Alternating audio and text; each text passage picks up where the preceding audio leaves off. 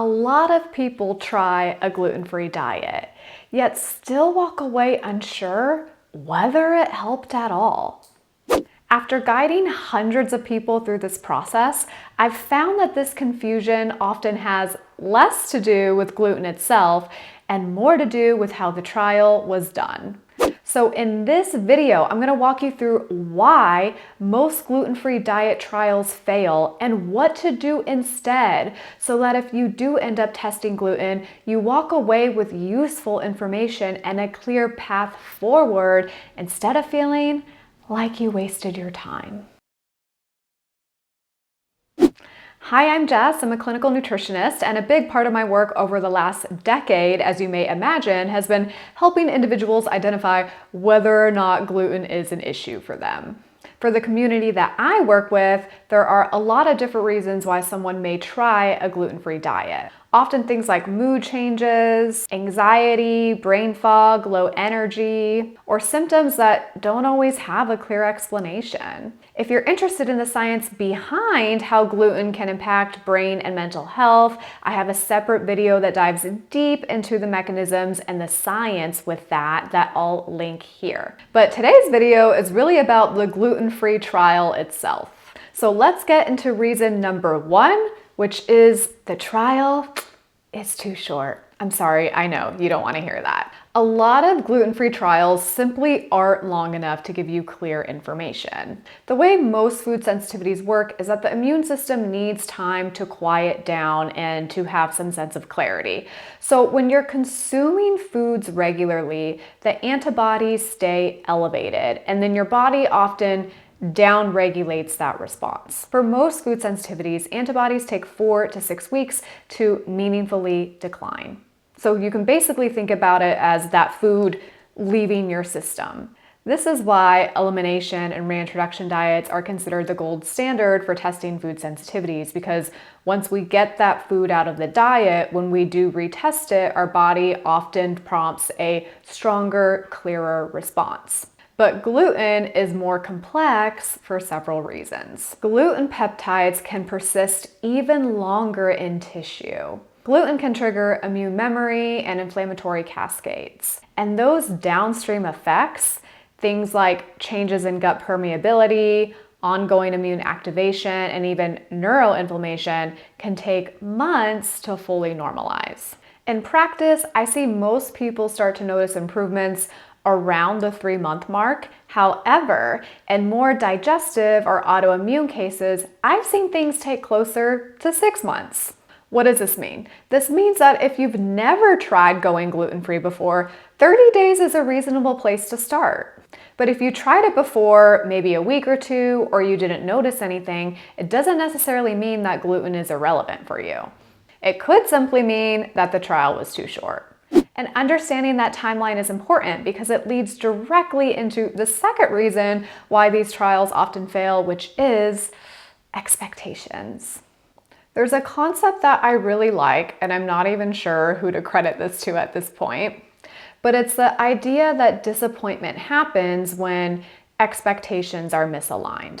If you walk into a restaurant expecting an incredible meal and it's just okay, you're disappointed. But if you were expecting something average, you probably wouldn't think twice about it. The same thing applies here. When people expect quick, dramatic, or black and white results, they're much more likely to miss what's actually happening. This becomes especially important with mood and cognitive symptoms. Unlike digestive symptoms, which can often improve in very obvious ways, mood changes are a little bit more subtle and more gradual. So people are often looking for a dramatic shift, like waking up one day and feeling completely different. But what's more common is slow improvement, maybe feeling slightly more stable, slightly clearer, or a little less reactive over time. But those types of changes are hard to pay attention to and easy to discount. Sometimes people don't fully realize how much better they felt until they go back to where they were before. And then finally, expectations around how symptoms may show up can be misleading. Like we talked about, some people expect digestive symptoms to be the main signal, but it's entirely possible for your digestive symptoms to remain the same, while other things like your mood, anxiety, or cognitive function do improve. If you're only watching for one specific type of response, you might miss out on one that actually matters to you. All right, we're moving on to a more technical one. Reason number 3 is that gluten is not fully removed. And before you skip over this one because it seems obvious, you need to listen to something that's also hard to hear, which is that being mostly gluten-free is not the same thing as being gluten-free. Now, I want to be very clear about something. Outside of this type of a trial, I'm actually pretty lax about things, meaning that I believe in flexibility, I believe in the 80-20 approach, but like we talked about earlier, gluten behaves differently than many other foods. Even small ongoing exposures can keep the immune response active, which essentially muddies the water of the experiment you're trying to observe. So if you're going to take the time to do a gluten-free diet trial, you need to just be compliant as possible. After the trial is over and you have the information that you're looking for, then you can decide what kind of relationship that you actually want to have with gluten moving forward. It's also really easy to just underestimate the hidden sources of gluten. Most people realize that gluten is in things like breads and pastas, but don't really think about less common things like sauces and seasonings, etc. So again, if you're going to take the time to do this, it's also worth taking the time to understand what to avoid, except the obvious things. So here's a quick example of some things over here that not everyone thinks about, like soy sauce, teriyaki sauces, salad dressings, marinades, broths. Broths are a huge one, actually. Gravies, and then just anything processed where they might just sprinkle it in for fun.